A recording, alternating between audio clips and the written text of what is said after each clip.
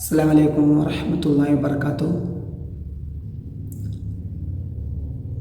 ഇന്ന് പ്രഭാതത്തിൽ തന്നെ വളരെയധികം ഞെട്ടലുളവാക്കുന്ന ഒരു വാർത്തയാണ് നമ്മൾക്ക് കേൾക്കാനിടയായത്. പരിശുദ്ധ ഭൂമിയിലേക്ക് ഉംറക്ക് പോയ ബസ് കത്തി 40ഓളം ആളുകൾ മരണപ്പെട്ടതായിട്ടുള്ള വിവരം.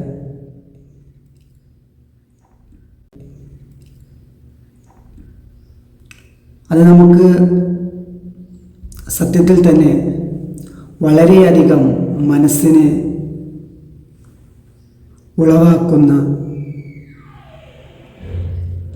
സങ്കടകരവും ദുഃഖകരവുമായ ഒരു വാർത്തയാണ് കേൾക്കാനിടയായത്. ഏകദേശം ഇന്ത്യൻ സമയം പുലർച്ചെ 1:30 ടൈമിനോടടുത്ത് സൗദിയിൽ ബദർ എന്ന സ്ഥലത്ത് വെച്ചാണ് അപകടമുണ്ടാവുന്നത്. പരിശുദ്ധ മക്കയിൽ നിന്ന് ഉംറ എല്ലാം നിർവഹിച്ച് അവർ പുണ്യ റസൂലിൻ്റെ ചാരത്തേക്ക് യാത്ര തിരിക്കുമ്പോഴാണ് ബദർ എന്ന സ്ഥലത്ത് വെച്ച് ഒരു ടാങ്കർ ലോറിയുമായി കൂട്ടിയിടിച്ച് ഉംറ ബസ് കത്തി 40ഓളം ആളുകൾ വെന്തുരുകി മരണപ്പെടുന്നത്.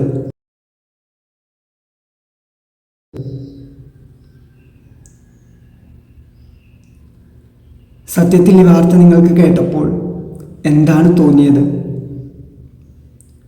ഒരു പരിശുദ്ധമായ കർമ്മത്തിന് യാത്ര തിരിച്ച അവർക്ക് വഴിയരികിൽ വെച്ച് ദാരുണാന്ത്യമാണ് ഉണ്ടായത്. മനസ്സിനെ അങ്ങേയധികം ഉലക്കുന്നതും അതുപോലെ തന്നെ വിഷമിപ്പിക്കുന്നതുമായ ഒരു വാർത്തയാണത്. നിങ്ങൾക്ക് എന്താണ് തോന്നിയത്? എല്ലാ ആഗ്രഹങ്ങളും സ്വപ്നങ്ങളും ഒരു കുടക്കീയിൽ ഒരുക്കി വെച്ചുകൊണ്ട് അവർ പുണ്യ റസൂലിൻ്റെ ചാരത്തേക്ക് യാത്ര തിരിക്കുമ്പോൾ എന്തെല്ലാം സ്വപ്നങ്ങളായിരിക്കും കണ്ടിട്ടുണ്ടാവുക. ഇസ്ലാമിൽ ചരിത്രപ്രസിദ്ധമായ ബദറിലെ ഓരോ കാഴ്ചകളും കണ്ട് പുണ്യ റസൂലിൻ്റെ ചാരത്തേക്ക് സ്വല്ലല്ലാഹു അലൈഹി വസല്ലം യാത്ര തിരിക്കുന്ന മധ്യേ ഒരു ടാങ്കർ ലോറിയുമായി കൂട്ടിയിടിച്ചാണ് അപകടം ഉണ്ടാവുന്നത്. ബസ്സിൽ 42ഓളം ആളുകൾ ഉണ്ട് എന്നതാണ് പ്രാഥമിക വിവരം. അതിൽ സ്ത്രീകളും കുട്ടികളും അടങ്ങുന്ന ഒരു സംഘം തന്നെയായിരുന്നു ഉണ്ടായിരുന്നത്. ഡ്രൈവറിൻ്റെ കാര്യം എന്താണെന്ന് നിർണയിക്കാൻ സാധിച്ചിട്ടില്ല. അതുപോലെ തന്നെ 42 പേരിൽ ഒരാൾ അത്ഭുതകരമായി രക്ഷപ്പെട്ടിട്ടുണ്ട്. ബാക്കി 40ഓളം ആളുകൾ മരണപ്പെട്ടു എന്നതാണ് പ്രാഥമിക വിവരം നമുക്ക് ലഭിക്കുന്നത്. കുറേ ആളുകൾ പറയുന്നു, ദൈവം എന്തിനാണ് ഇങ്ങനെ നല്ലൊരു കർമ്മം നിർവഹിക്കാൻ പോയ ആളുകളെ പരീക്ഷിച്ചിട്ടുള്ളത്? എന്താണ് ഇതിൻ്റെ അടിസ്ഥാനം? ഇങ്ങനെയുള്ള നല്ല കർമ്മങ്ങൾക്ക് പോകുമ്പോഴും എന്തുകൊണ്ടാണ് അള്ളാഹു ഇങ്ങനെ പരീക്ഷിക്കുന്നത്? നമ്മൾ ഒരു വസ്തുത ചിന്തിക്കണം. മരണം എങ്ങനെയാണെങ്കിലും നമ്മളെ തേടിയെത്തും. അതിന് നമ്മൾ മക്കയിൽ പോയിട്ടോ അല്ലെങ്കിൽ നാട്ടിലാണോ വീട്ടിലാണോ എന്നതൊന്നും അതിന് വസ്തുതയല്ല. അല്ലാഹു സുബ്ഹാനഹു വ തആല നമുക്ക് റഹ്മാനും റഹീമുമായ നാഥൻ എല്ലാ അനുഗ്രഹങ്ങളും നമുക്ക് വാരിക്കോരി ചൊരിഞ്ഞു തരുമ്പോൾ നമ്മൾ ഒരു കാര്യം ചിന്തിക്കണം. പരീക്ഷണങ്ങളുടെ ഒരു കലവറയിലാണ് നാം ഓരോരുത്തരും ജീവിച്ചു കൊണ്ടിരിക്കുന്നത്. അതുകൊണ്ട് തന്നെ മരണം നമുക്ക് ഏതു സമയത്തും തേടിയെത്താം. അല്ലാഹു സുബ്ഹാനഹു വ തആല ഷഹീദിൻ്റെ കൂലി നൽകി അവരെ ജന്നാത്തുൽ ഫിർദൗസിൽ ഒരുമിച്ച് കൂട്ടുമാറാകട്ടെ. ആമീൻ യാ റബ്ബൽ ആലമീൻ. സത്യത്തിൽ അവർ ഭാഗ്യവാന്മാരാണ് എന്നാണ് നമുക്ക് പറയാൻ സാധിക്കുന്നത്. പുണ്യ റസൂലിൻ്റെ ചാരത്തേക്ക് യാത്ര തിരിക്കുന്ന മധ്യേ അവർക്ക് ഷഹീദിൻ്റെ കൂലിയുമായി അള്ളാഹുവിൻ്റെ സവിധത്തിലേക്ക് മടങ്ങാൻ സാധിച്ചു എന്നത്. മരണം എങ്ങനെയാണെങ്കിലും നമ്മളെ തേടിയെത്തും. പക്ഷേ ഒരു പുണ്യകർമ്മത്തിന് വേണ്ടി പോകുമ്പോൾ അവർക്ക് അതിൽ മരണപ്പെടാൻ കഴിഞ്ഞു എന്നത് ഭാഗ്യം തന്നെയല്ലേ. പക്ഷേ ഇവിടെ കുറേ ആളുകൾ, നിരീശ്വരവാദികൾ പറയുന്നത്, നല്ല കർമ്മത്തിന് വേണ്ടി പോകുമ്പോഴും എന്തുകൊണ്ടാണ് ദൈവം ഇവരെ ഇങ്ങനെ പരീക്ഷിക്കുന്നത്? ദൈവം ഉണ്ടെങ്കിൽ എന്തുകൊണ്ടാണ് അവർക്ക് ഒരു സഹായവും ചെയ്യാതെ ഇങ്ങനെയുള്ള ദുരന്തങ്ങൾ കൊണ്ടുവരുന്നത് എന്നൊക്കെ ഓരോരുത്തർ പറയുമ്പോഴും നമ്മൾ ചിന്തിക്കേണ്ട ഒരു വസ്തുതയുണ്ട്. മരണം അത് എങ്ങനെയാണെങ്കിലും നമ്മളെ തേടിയെത്തും. അത് ഏത് വഴിക്കാണ്, എങ്ങനെയാണെന്നത് ആർക്കും പ്രവചിക്കാൻ സാധിക്കാത്ത ഒരു വസ്തുതയാണ്. അതിനാൽ തന്നെ നിരീശ്വരവാദികൾ പറയുന്നത് പോലെ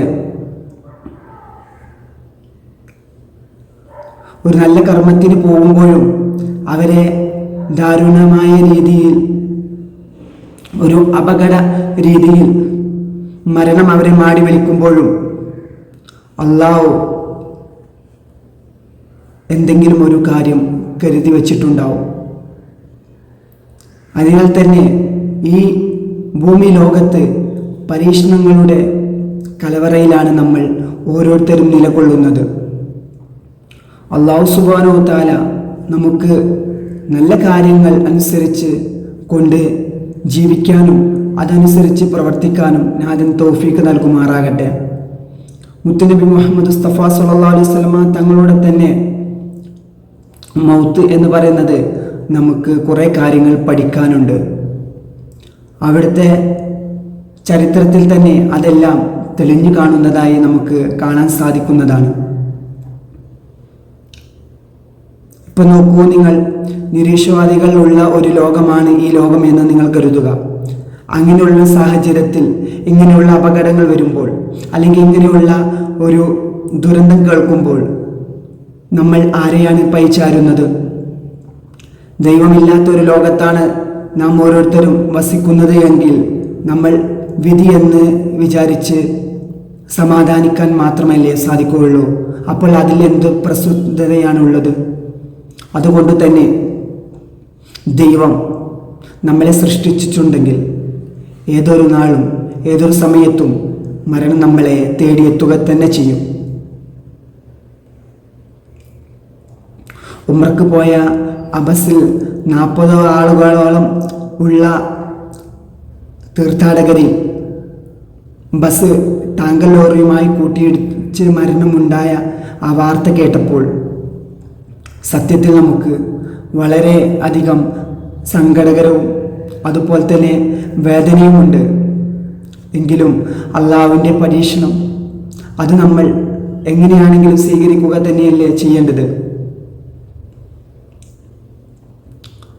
അസ്വബറു നഫ്സുൽ ഈമാൻ എന്നാണല്ലോ ഇസ്ലാമിൻ്റെ പ്രവചനം. ക്ഷമിക്കുക, സ്വബർ എവിടെയുണ്ടോ അവിടെയെല്ലാം നമുക്ക് വിജയമുണ്ടാകും.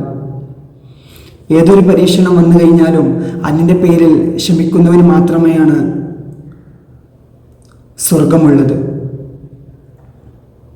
ക്ഷമ എത്രത്തോളം നമുക്ക് കൈക്കൊള്ളാൻ സാധിക്കുന്നുണ്ടോ അതിനനുസരിച്ച് നമുക്ക് വിജയം കൈവരിക്കാം. അതുകൊണ്ട് തന്നെ ഭൂമിയിൽ എവിടെയാണെങ്കിലും നമ്മളെ മരണം തേടിയെത്തുക തന്നെ ചെയ്യും. അത് നല്ലൊരു കർമ്മത്തിനായിട്ട് നമ്മൾ പോകുമ്പോഴാണ് നമുക്ക് മരണം വരുന്നതെങ്കിൽ അൽഹംദുലില്ലാ, അത് ഖൈർ തന്നെയാണ്. നാളെ അവരെയും നമ്മളെയും നാഥൻ അവൻ്റെ ജന്നാത്തുൽ ഫിർദൗസിൽ ഒരുമിച്ച് കൂട്ടി അനുഗ്രഹിക്കട്ടെ എന്ന് മാത്രമാണ് ഈ സാഹചര്യത്തിൽ എനിക്ക് പറയാനുള്ളത്. ഇൻഷാ അല്ലാഹ് അടുത്ത വീഡിയോയുമായി വീണ്ടും കണ്ടുമുട്ടാം. അസ്സലാമു അലൈക്കും വറഹ്മത്തുള്ളാഹി വബറകാതുഹു.